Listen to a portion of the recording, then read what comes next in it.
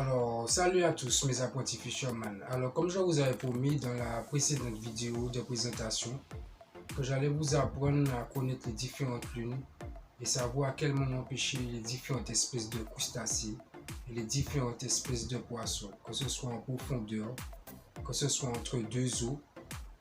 Et je vous ai fait un petit schéma des différentes lunes pour vous faciliter la tâche un petit peu plus gros pour que vous puissiez bien voir et ne pas chercher à trop compliquer les choses pour que vous puissiez comprendre très vite. Et puis je vous dis que à tout de suite. Voilà le schéma que je vous ai fait pour vous apprendre les différentes lunes.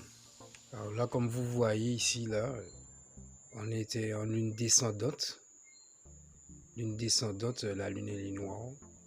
Et là, vous commencez à monter petit à petit en pleine lune. Vous voyez là, monter en pleine lune, premier quartier.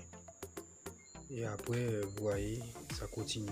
Là, on monte petit à petit en pleine lune.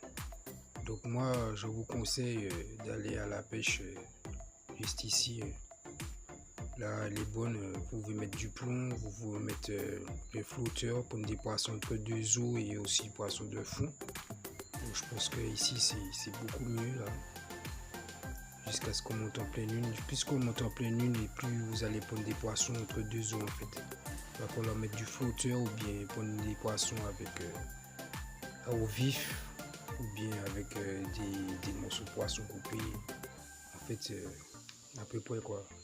Et vous allez prendre les différentes espèces de poissons comme les bouchers, surnommés le smoke, la caronne, le tarpon, surnommé ticaillou à la Martinique, le balaou comme du barracuda, les macros, etc. Et les poissons de fond, comme je vais vous montrer, poissons de fond c'est à la lune descendante. Voilà, ça repart en lune descendante juste ici. Repartir en lune descendante. Donc vous allez pouvoir prendre des poissons comme la sarde, la gourette, les capitaines, les marignons, la carpe, les poissons talibi, etc. Et aussi de la même façon, vous allez pouvoir, en allant en pleine lune, encore une fois en allant en pleine lune, vous voyez, vous allez pouvoir prendre des chevrettes, pour en parler de crustacés.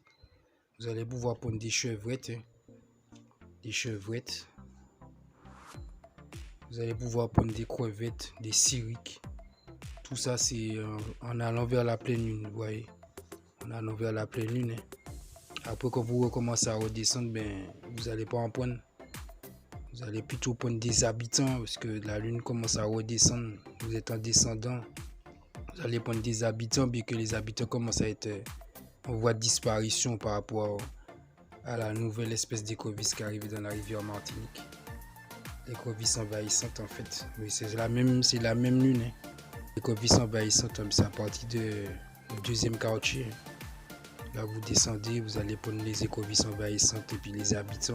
Il doit en avoir certains endroits, mais là où l'écrevisse n'a pas encore le temps d'envahir, parce que ça envahit partout, donc ça devient un petit peu plus rare de trouver les habitants en fait. Voilà, je vous ai expliqué le mieux que je pouvais, j'espère que vous avez compris. Et sous ma vidéo, vous pouvez en bas là, me laisser un commentaire en fait. Si vous n'avez pas bien compris et vous voulez des précisions particulières. Donc je vous remercie d'avoir écouté ma vidéo en fait. Et je vous dis de vous abonner, de liker, de sonner la cloche aussi afin de pouvoir voir une prochaine vidéo. Et je vous remercie de m'avoir écouté. Donc je vous dis au revoir et puis à la prochaine vidéo.